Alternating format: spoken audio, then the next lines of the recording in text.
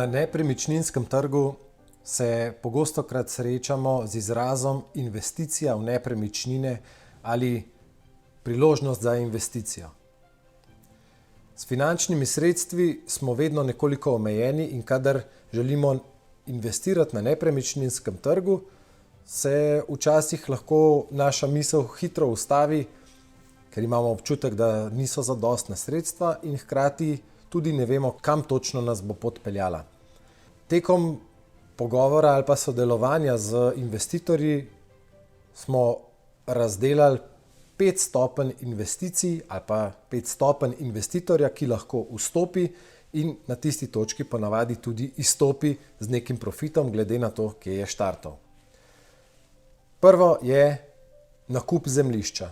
Zemljišče je lahko zazidljivo, nezazidljivo. Ukolikor ni zazidljivo in ima neke potencialne možnosti, lahko kot investitor kupimo parcelo bistveno ceneje, kot jo prodamo, če vmes pride do spremembe namembnosti. Od tod naprej pridemo do tretje točke, to je pridobitev gradbenega dovoljenja. Ko na parceli, ki je imela spremenjeno namembnost, na primer za gradnjo, dejansko pridobimo gradbeno dovoljenje za določen gradbeni projekt, smo uspešno prišli na tretjo stopnjo.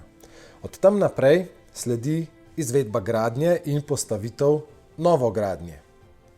Potem pa sledi še 5. točka, prodaja rabljene nepremičnine.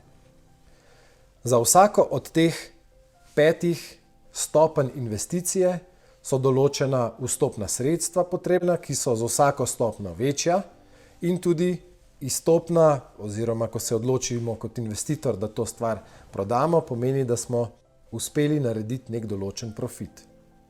Seveda ni to edino možno investicija v nepremičnine, so pa tiste, ki so na našem trgu najbolj pogoste.